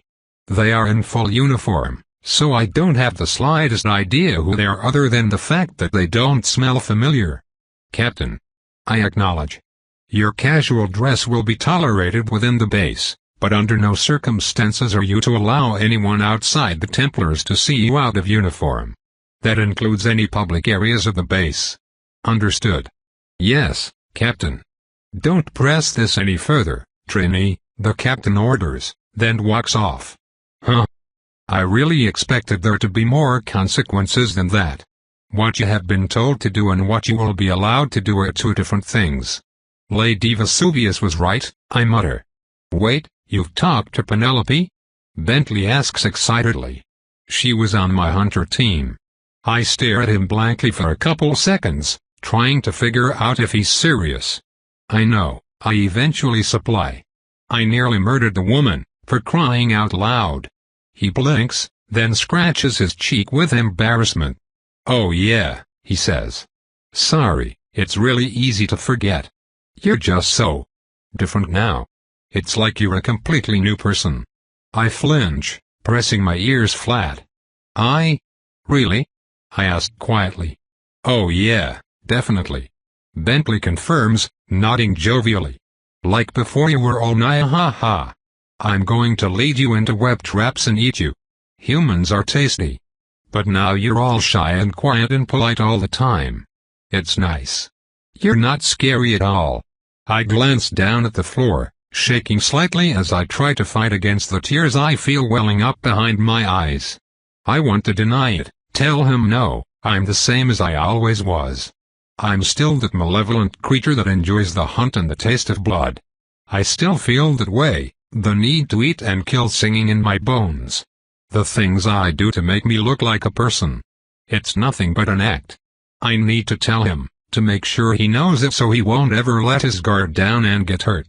Thank you, is all I actually say. His words make me too happy to articulate anything else. Yeah. He answers cheerfully, all joy and goofy grins. I can't help it, I smile back. As white as I can without opening my lips. The tears start to flow then, but I no longer care. Xavier gives Bentley a friendly punch in the shoulder, wiggling his eyebrows as the three of us continue on to our ethics class. The instructor gives me an odd look as we enter, but he seems more surprised than anything. Malik and Gina break off from a hushed conversation to glower at me. You boys better not be making anyone cry, the ethics instructor chides. And no. I manage to choke out. No, it's good. He watches me carefully as we all head to our seats, eventually giving me a curt nod and starting the lecture as normal. At our magic lesson, the instructor takes almost too keen an interest in me, like a mix of all my least favorite parts of Lady Vesuvius and Xavier's attention, but it's mostly ignorable as I spend the entirety of the class trying and failing to learn to channel. I passed the cancel command test a few days ago, but I've been stonewalled at the supposedly easy step. Which is okay, I suppose. I'm sure I'll figure it out eventually. It's a very short day today, so it's dark by the time classes are over. It's not really a big deal, though.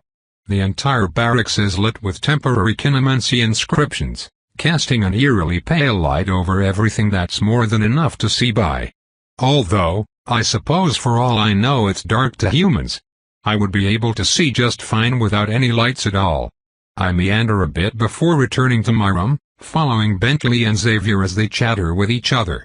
I'm not really part of the conversation, but it's still nice to be there, to feel like I'm with them without being unwanted.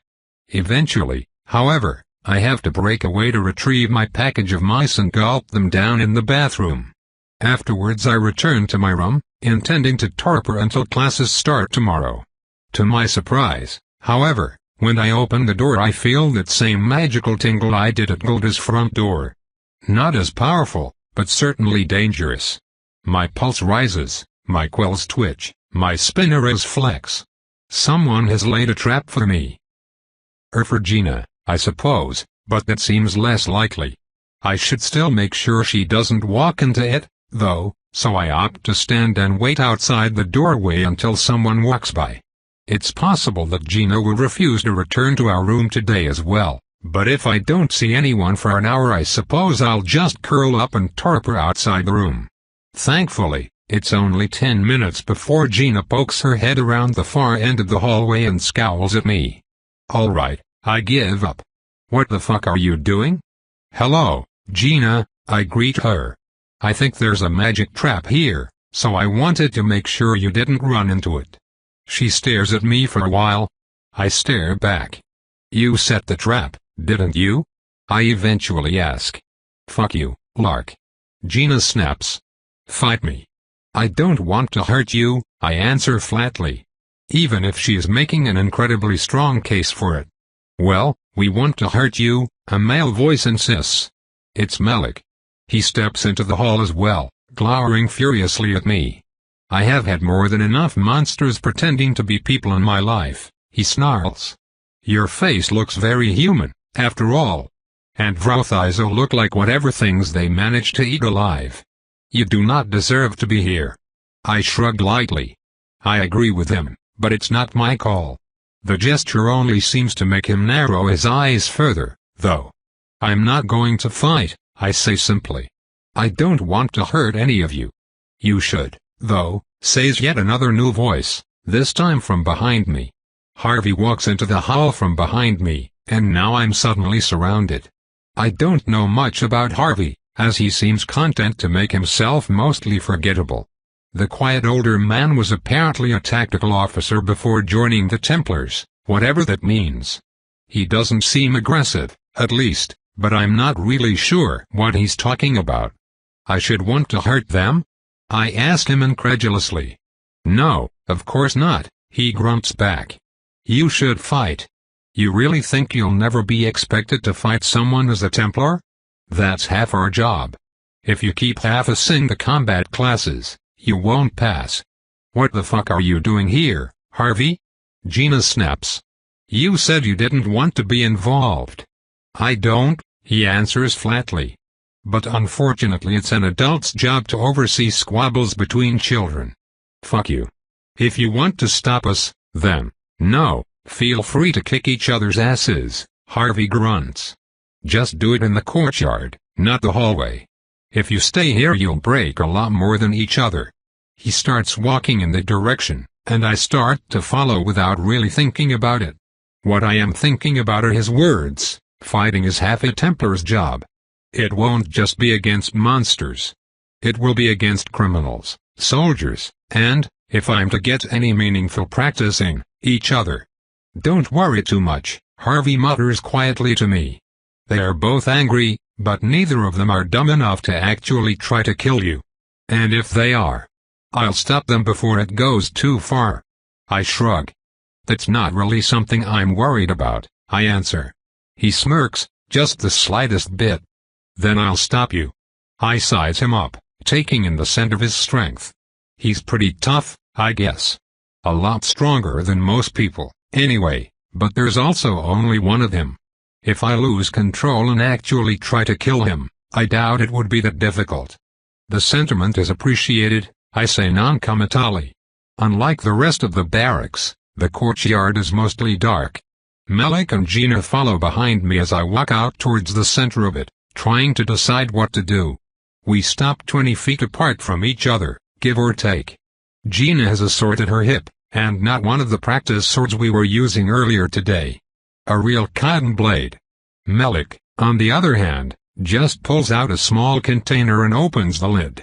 To my surprise, some kind of shiny, reflective powder floats out of it and starts moving around him in the arcane patterns. Whenever the strange dust clumps together in a certain way, I feel the telltale tingle of another trap buzzing into existence somewhere behind me in the courtyard. That's so interesting. I've never seen anyone cast spells like that. So, how are we doing this? I ask. If you're both really this set on sparring. It's not a spar, Melik sneers. We are fighting a monster. Nothing else. I tilt my head. Hunters versus monsters all over again, huh? Sure, I say. I'll take the first turn playing as the monster. It's not a fucking game, you. Ugh. Forget it. Hey, Gina? I ask slowly as Melik continues to set up more traps on the battlefield. I was wondering. Are you going to tell Fulvia that I'm alive? She flinches, looking away. I haven't decided, she grunts.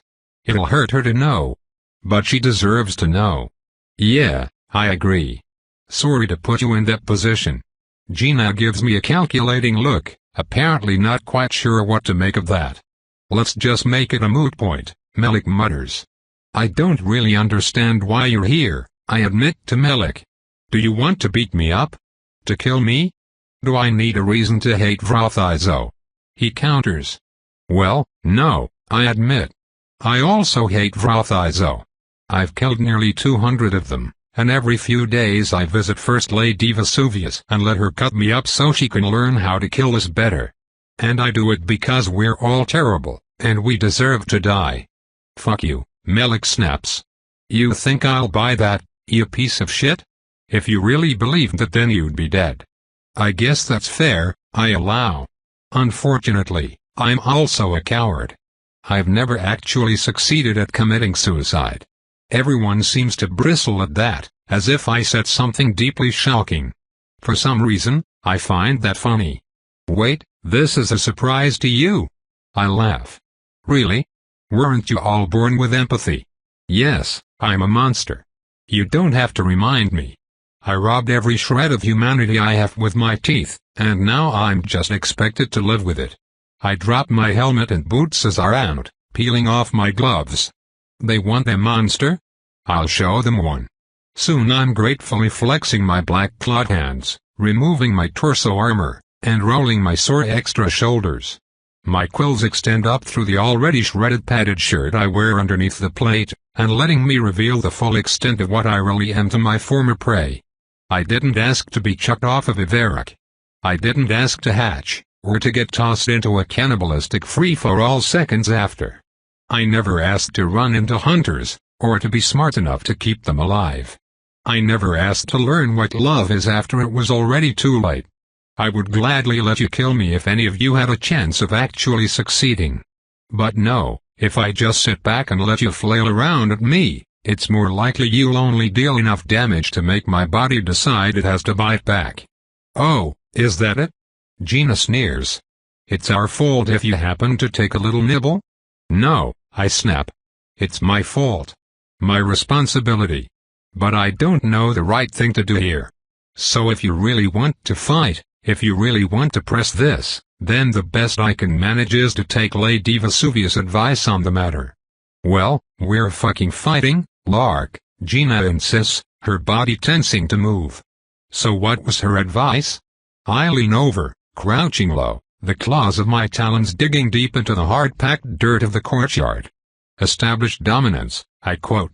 Exploding forward, I keep my body tucked in low as I leap towards them faster than the air can chase me. Multiple magical traps are in my way and I simply let them activate, passing over them so fast that most of them miss me entirely. The ones that do hit me singe my talons and ankles, Ramada tearing into them and burning me from the inside. None of it stops me. Gina swings her blade towards me, timing the strike to connect just as I get in range, but with one hand I bat the blade out of the way, snapping it in half immediately. The edge sinks into my fingers, carving a deep gash into my hand but failing to cut bone. With two other arms I strike at Gina and Melik simultaneously, as they had the poor sense to stand close enough to each other to allow it. I dig my talons back into the earth, gouging huge tracks into the ground to slow myself down before impact. With my fingers, carefully, so I don't claw them, I place a hand on each of their chests, cushioning the blow with my arms rather than adding force to it. Still, I feel ribs crunch, and by the end of my movement I've sent them both sprawling across the courtyard, each crashing hard on the ground before rolling to a stop. The crack of furious wind then catches up, shaking the whole barracks as it thunders past. Gina and Malik are sprayed with stones as I skid to a stop, my toes burning. Behind me, the ground where I started my leap is utterly shredded, a wave of dirt having slammed into the building behind me. The whole pell-mell certainly brings people running, and if not for the fact that I still had my tassets and greaves on, I probably would have been assumed to be a wild Verothizo and cut down. Suffice to say, my superiors are furious with me. With Harvey insisting that he isn't the one who caused the Kinamensi explosion, I start getting earful after earful. It goes on for over an hour. Don't fight outside of class, don't break bones, don't cause property damage, you should know better, we were promised you had more self-control. It mostly washes over me. I just spent the whole time clutching my bandaged fingers and ignoring that little voice in my head that reminds me I'm still bleeding, so I should kill them all. Humans are fragile, after all. Without Uldra to stop me, I could do it. Tobe continued. Thanks for listening.